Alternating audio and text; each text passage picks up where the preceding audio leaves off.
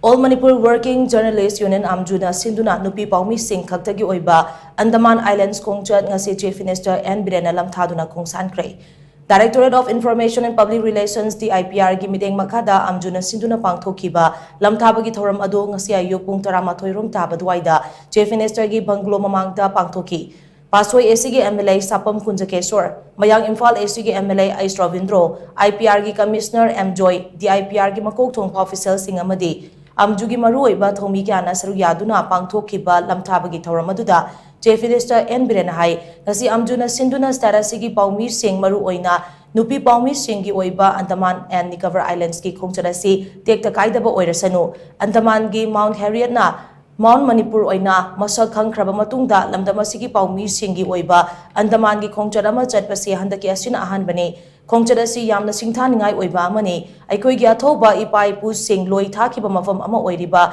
Andaman da lamdam asigi PAOMEE singna chatpa asida chauthokpa poi mafam aduda yatakiba thoba sing adugi mafam da koknona khurumjari hainasu Chief Minister na makha taki Maribang Shivakangbu mayamna Mapunsi len giba du gi awaba do sacrifice du khanga kanda Mount Harriet pu Mount Manipur and one thokiba adugi mafam du ngasi satken have sai ngonda so I feel proud and I nesu I side gi ada leiriba ipai pu du dai lamna isa sing hujik sali busigi khutang dai khurumjari loinana adugumba ai khoi gi PAOMEE sing na so ai yoro matungda magi Mount Manipur du urakanda yenga kanda adugumba madugi dongta akhoi recognition piriba akhoi respect obiriba akhoi gi historically mafam ama thambiriba adugumba Bharat ki Prime Minister bu appreciate toba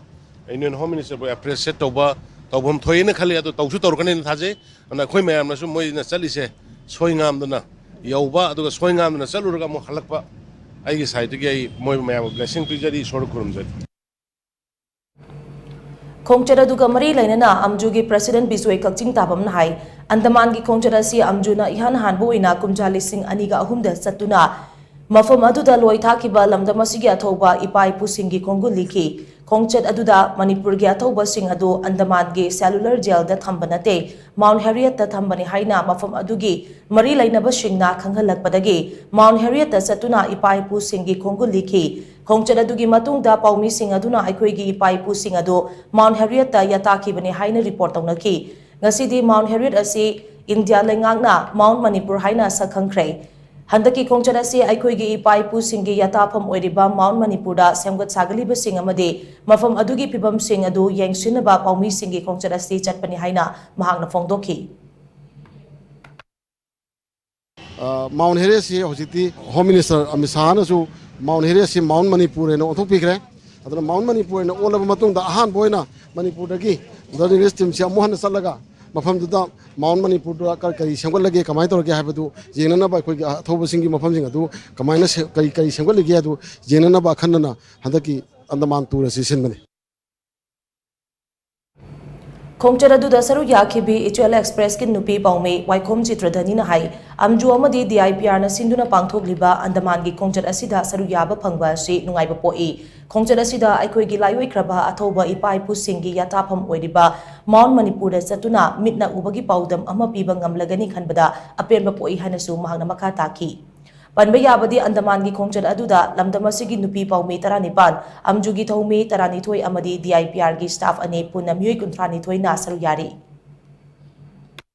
Akoina na hangoi field da taba matamda Mount Harriet Mount Manipur aina dum khallaga leibase ngasi di taseng na mina uba paudam ama miyam da tamba phangadore haibasigi di nungaiba ma phawe aduga hauji aroi boina aina haijaning badi Manipur da thokliba irang asi atuba matamda santi pubiraklaga akoi gi hanagi tangdu leitaba fibam da hanjin minana basu appeal tawjari